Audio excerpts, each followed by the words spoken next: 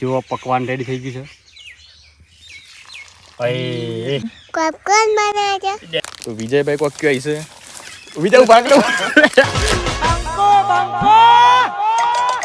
Good morning, જય શ્રી કૃષ્ણ, જય માતાજી મિત્રો. તમારા બધાનું આજના નવા બ્લોગની અંદર સ્વાગત છે મિત્રો. મસ્ત મજાનું મોર્નિંગ થઈ ગયું છે અને ગાઈઝ સવારના પોળમાં ઓપન કરવાના છે ડેર બોક્સ અને જોઈએ ભાઈ કે અંદર શું ડેર આવે છે. રેડી તો હાર્દિક ઓપન કરશે આ વખત તો ગમે તે હું કેવા કરી સારું. અને એ તાર લેવાની બરોબર ચિઠ્ઠી, કોઈ બી ચિઠ્ઠી લેવાની તાર 6 નંબર હે ને એટલે હેડો જોઈએ. હા તું કાઢ્યા 6 નંબરમાં શું આવે છે.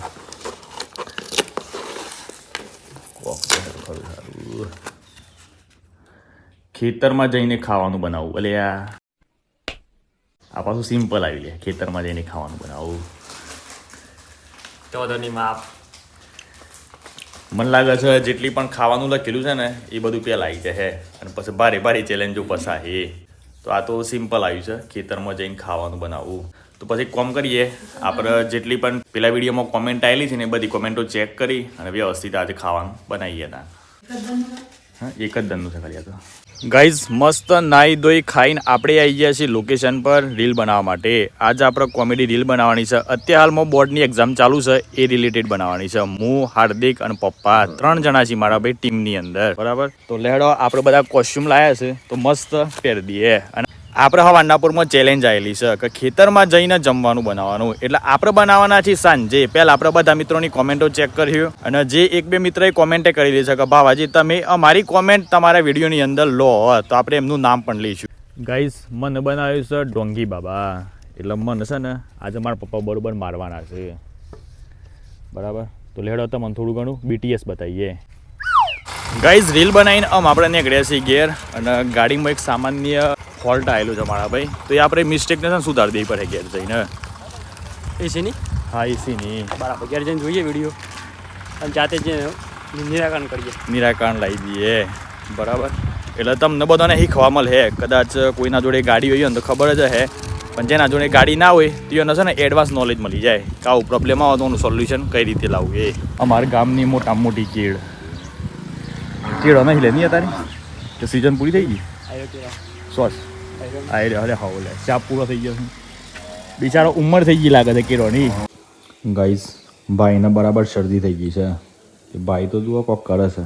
તો ગાઈઝ હાલ આવી ગયા છીએ આપણે ક્રેટા ગાડીમાં. તો લેડો તમને બધાને વાત કરી હતી ને એસીનો થોડોક પ્રોબ્લેમ આવે છે મારા ભાઈ. એટલે કે આમ તો એસી કમ્પ્લીટ જ આવે છે, ઠંડો ઠંડો પવન, પણ થોડોક ઓછો આવે છે. અને એનું કારણ શું છે કે અંદર ફિલ્ટરમાં કોઈક પ્રોબ્લેમ આવ્યો છે અથવા તો એના અંદર બધી ધૂળ ભરાઈ ગઈ છે. તો લેડો તમને બધાને બતાવીએ કે ભાઈ ફિલ્ટર કઈ જગ્યાએ આવતું હોય છે. અને ફિલ્ટર સાફ કરીએ ને આપણે તો ગાડીમાં પાછી જેમ હતી ને એમ ઠંડી ઠંડી હવા ચાલુ થઈ જાય. આ વસ્તુ તો મને નહોતું આવડતું કે મને ખબર નથી, પણ આ તો મારા હિમાંશુભાઈ એક વખત ગાડી ચલાવીને મારી ત્યાં રહ્યો અને મને કીધું કે ભાઈ આ રીતનું આવે. જોઈ લો મારા ભાઈ આ ખોલવાનું આવે છે. આ ગાડીની અંદર દેખાય પેલા છે ને આપણો અંદર બધું સામાન છે એ બહાર કાઢી લઈએ. એટલે ઓન અંદરથી તો પપ્પાનો ફોટો મળ્યો ને પાસપોર્ટ સાઈઝનો. તો ઓન છે ને આ રીતે ખાલી ઓમ કરી અને આ બાજુથી ખાલી અમે થોડું ઓમ કરવાનું. બરોબર, એટલે આરામથી નીકળી જાય. વધારે મહેનત લાગતી નથી. જુઓ ગાઈઝ આ રીતના અંદર પાસે ફિલ્ટર આવતું છે. એટલે દેખાય ઓન છે ને એ સાઈડમાં ખાલી બટન હોય છે એને દબાવવાનું. આ રીતે દબાવ્યું અને પછી અંદર જે આ છે ને એ ફિલ્ટર છે મારા ભાઈ. આ દેખાય ઓન અંદર કેટલી બધી ધૂળ પડી છે. એના કારણે થોડોક પવન ઓછો લાગે છે. તો ગાઈઝ આમ ખાલી આટલા મારીએ ને તો એ સાફ થઈ જાય, પણ એ બધી ધૂળ પાછી ઘેર ઉડી નાખે પાછી. એટલે આટલા મારી જાય. આ જો બધી હા ફિલ્ટર છે ફિલ્ટર. આ શું કહે છે અમે ઓન ધોઈ નાખું અચોક બગડી જાય તો બસ. આ તો ખાલી સાફ કરવાનું. અંદર બધી માટી પર આવી હોય ને સાફ કરો.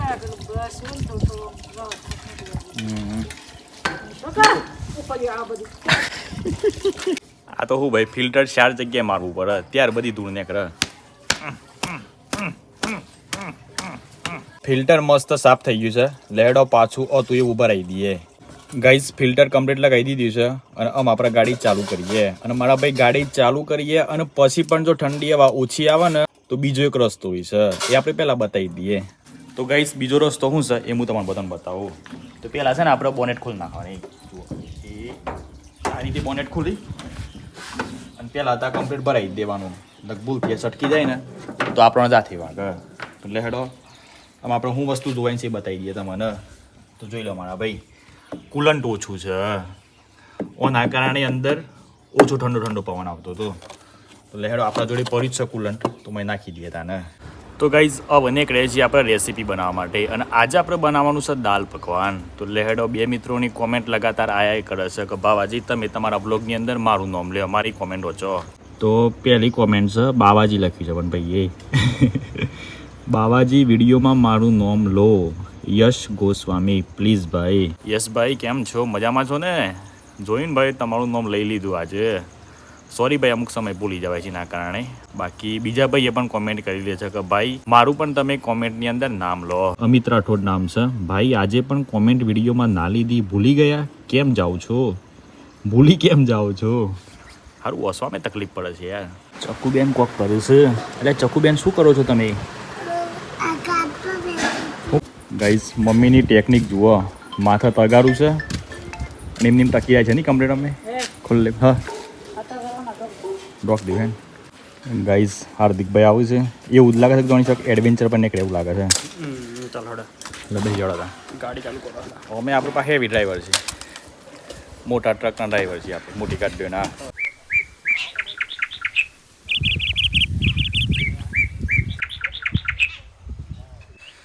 ફાઇનલી લોકેશન પર આવી ગયા છે. લેહડો બધું પહેલાં સામાન બહાર કાઢી લઈએ. આજ તો બધી 2 થેલા ભરીને આવવું પડ્યું છે, કારણ કે હાર્દિકની અલગ રેસીપી બનાવવાની છે અને આપણે બનાવવાનું છે દાલ પકવાન. કેટલા મિત્રોનું ફેવરેટ છે જરા કોમેન્ટ કરજો મારા વાલા. ચલો ભાઈ બિના ટાઈમ ગવાય હમ શુरू કરતે હે લોટ બાંધના. કારણ કે ગાઈઝ આપણા ભાગમાં એ જ કોમ આવે છે, લોટ બાંધવાનું. તો લેહડો તાન ફર્સ્ટ ક્લાસ પહેલા લોટ તૈયાર કરી દઈએ. આપણે તો ભાઈ પહેલી વખત દાલ પકવાન બનાવવાના છીએ અને પહેલી વખત જ ખાવાના છીએ. આજ સુધી આપણે એવું કોઈ ખાધું નથી. આટલો ગવાનો લોટ લઈ લીધો છે અને ઘેરથી લાવ્યા છે આપણે સૂજી. એ પણ પાછા મારા ભાભીને ઘેરથી માગ લાવ્યા છે. એ જુઓ આ રીતે બરોબર પેક કરી નાખી છે, એટલે હું રસ્તામાં ઢોળાઈ ના જાય.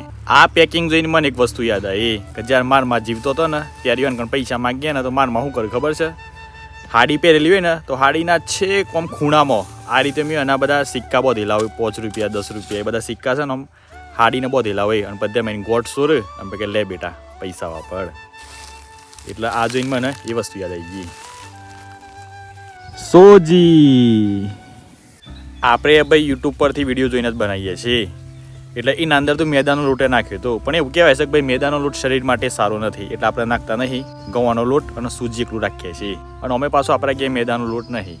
તેલ અંદર તેલ નાખી અને માથથી મિક્સ કરી નાખવાનું.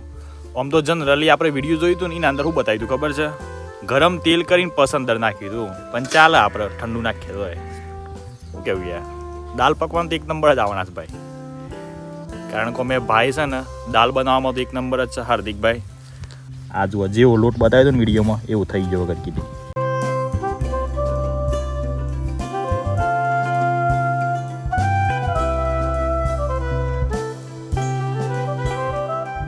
લોટ તૈયાર થઈ ગયો છે અને ઘેર આપણા લાલ ટમાટર બોલી ગયા છે, એટલે વિચાર એવો કર્યો કે લીલું નાખી દઈએ.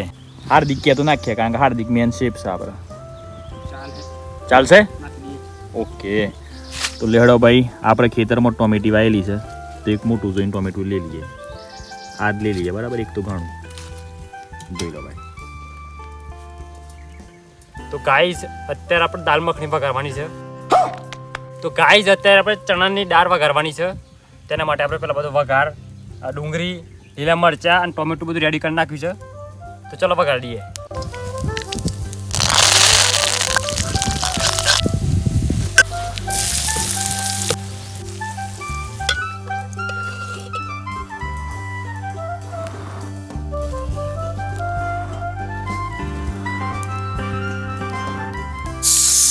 તો ગાઈઝ પાછળ દાળ બની ગઈ છે અને આપણે મધોણા કાપ નાખીએ.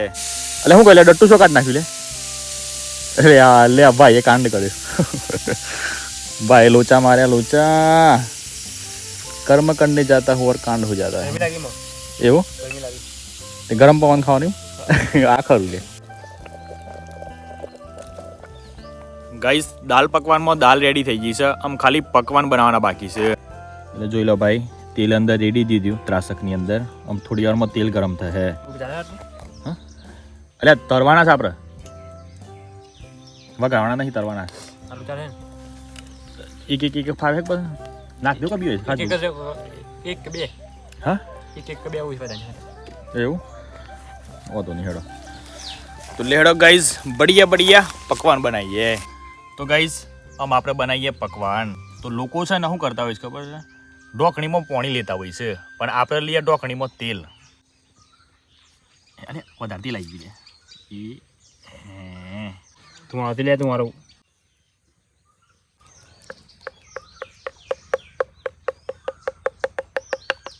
જો પકવાન રેડી થઈ ગયું છે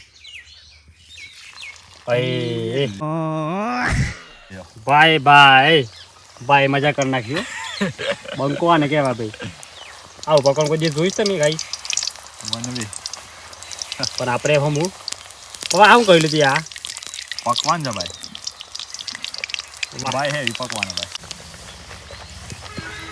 અરે દાલ પકવાન જો પરફેક્ટ બનાવે બાવાજી હો બા ખરેખર તમને ધન્યવાદ છે ખાવા આવે તો ફટાફટ ચેનલને સબસ્ક્રાઇબ કરો વિડીયોને લાઈક કરો અને કોમેન્ટ કરો પકવાન બનાવવામાં આ વધારે મજા આવશે આમ કરવાની એ છક છક છક છક છક કરી ગાઈસ દાલ પકવાન તૈયાર થાય છે અને અમારા કોહિનૂરના ગાયક કલાકાર આયા સ્પેશિયલ કોહિનૂરના ગાયક કલાકાર હું બનાવી દાલ પકવાન અરે યાર લે તાને પેલા પાછળ પેલામાં દાલ છે અને આ પકવાન જોરદાર ડિઝાઇન બી જોરદાર પાડી છે ને તાને ગાઈસ જોઈ લો તૈયાર થઈ ગયા છે પકવાન એકદમ પાછા ક્રન્ચી બન્યા છે હે તો ગાઈસ દાલ પકવાન તૈયાર થઈ ગયા છે અને અમે બનાવવાની છે હાર્દિકની રેસીપી હાર્દિક શું બનાવવાનું તું લે લસણિયા પોપકોર્ન લસણિયા પોપકોર્ન બનાવવાનું છે હાર્દિક તો લેહડો કુકરમાંની પહેલા દાળો મકાટ નાખવી પડે કારણ કે આપણા જોડે સાધન થોડો ઓછો છે તાર તો વાહ ગાઈ તો તૈયાર કરી દીધી છે કમ્પ્લીટ રેડી હા એ શું કહે છે પોપકોર્ન બનાવ્યા છે. ડેનિશ પોપકોર્ન ની પોપકોર્ન મકાઈની દોણી બનાવવાની છે ખાય તું નાની કો ચમ ની ખોયલી ભાવ સંતન તો ચમ ની ખોયલી આપણે લાલો પિક્ચર જોવા જાતા તે આપણે નથી ખાધી. ગાઈઝ આ મકાઈ આપણે તેલમાં નાખીએ ને એટલે વણી બને દોણી તો વિજયભાઈ કોક કહે છે વિજય ભાગડો એ મજા આવી વિજયભાઈ નું આઈડિયા ટોપ લેવલ નું એટલે મારા ક્યાં મજા એ વિજયભાઈ ક્યાં તું કહે દે મનો આવું બંધ નહીં થાય વિજયભાઈ એમ કહે છે કે આ મકાઈ આપણે નાખીએ તો ધોણી બને તો આપણે દરી નાખીએ અને એ લોટ નાખીએ તો રોટલો આમ ફૂલે ખરો હે એમ જ ને રોટલો બનાવી મેલ લે તો રોટલો કૂદા ખરો એમ કૂદાઈ કૂદાઈ કોમેન્ટ કરજો ગાઈસ લસણિયા પોપકોર્ન તૈયાર થઈ ગયા છે જરા ખાલી થોડો ટેસ્ટ મારી જાય આપણે સારા ભાવ આપણામાં દાલ પકવાન ખાઈ લેવું પડે કારણ કે શાનનું રાહ જોઈ રહ્યું છે કાબા મનસમ ખાતા નહીં ચલો ગાઈઝ ફાઇનલી સમય આવી ગયો છે જમવાનો તો જોઈ લો ભાઈ પકવાન આ ટાઈપના બન્યા છે એકદમ ક્રન્ચી છે પાછા હા એ ગાઈસ જો રેડી થઈ ગયું બધું ખાવાનું લેડો દાલ ભાઈ પકવાન પકવાન બધા કમ્પ્લીટ કરી નાખ્યા છે આમ આપણી ના પર દાળ રેડી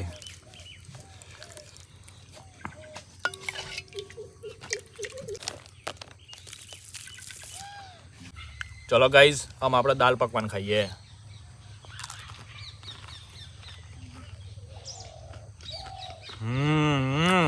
બહુ મસ્ત બન્યા છે ભાઈ હું એક નંબર